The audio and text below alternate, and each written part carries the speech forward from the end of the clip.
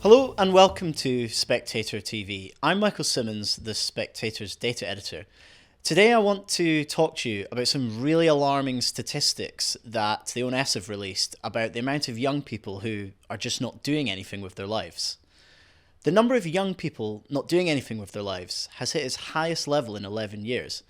Figures released this morning by the Office for National Statistics on 16 to 24-year-olds not in education, employment or training, so-called NEETs, show that the number has reached just under 1 million in the last 3 months of 2024.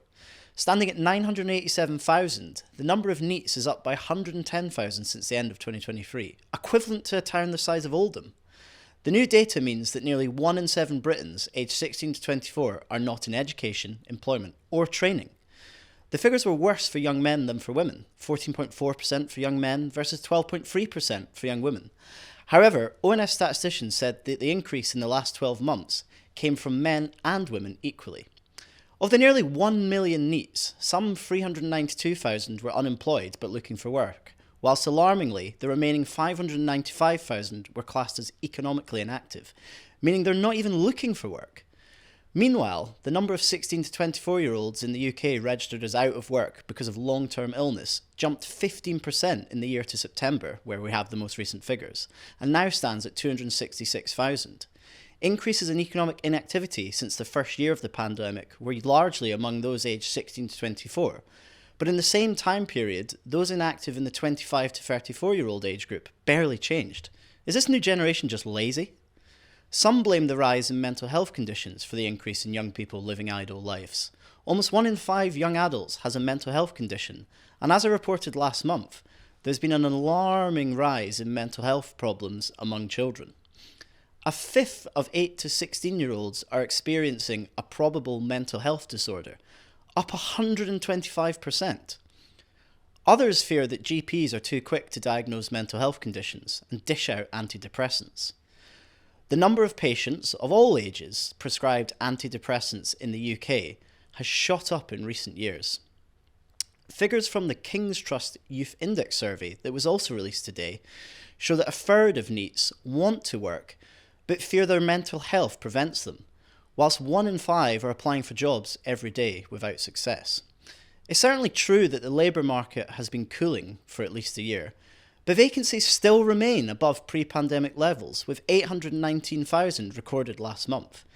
It's hard to escape the conclusion that those young men and women who say they really want to find work could be trying a bit harder. However, in April, Labour's Make Work Pay policy kicks in and we'll see the minimum wage for under 21s increase by 16%. That's not likely to increase youth employment. Worse still, the Chancellor's £25 billion national insurance tax rate will make employing anyone unattractive, not just the young. But most worryingly, once someone sets off down the path of believing they're too ill, too stressed, or too anxious to work or study, they enter a cycle that's incredibly difficult to escape. The 110,000 who have found themselves joining the NEETs category over the last year are likely to be condemned to a life of inactivity and reliance on the welfare state. It's a tragedy that's not only economic, but human. If we want to prevent an idle generation from becoming a forgotten one, ministers will have to act, and they'll have to act fast. If, as seems likely, the idle young do end up condemned to a life on the dole, they'll contribute to a ballooning and unsustainable benefits bill. Department for Work and Pensions data shows nearly 6 million Brits on out-of-work benefits. Forecasts of the country's disability benefits caseload expect 990 people to be granted welfare payments every single day, with a surge predicted over this Parliament. Personal independence payment awards because of anxiety and depression have gone from just over 2,000 a month before COVID to nearly 6,000 a month now. None of this is getting better. Some argue that hard work doesn't pay anymore, that putting in the hours and trying to better yourself doesn't move you on in life. And to be fair, plenty of evidence supports that view. From home ownership rates, the amount of space in a house share that the average rent gets you these days, and stagnant living standards over the long term. But just because things are harder than they were for the generations that went before, that's no excuse for giving up. The reason so many migrants want to come here, illegally or otherwise, from all over the world is because Britain is still seen as a nation where working hard can get you ahead in life. That's still the case. This is not a statistical crisis, it's a generational emergency. 1 million young people adrift, a benefits bill soaring, and a government with words that are not turning into actions. We're watching in real time the making of a lost generation. Young men and young women trapped in a cycle of inactivity, anxiety, and state dependency, their futures slipping through their fingers.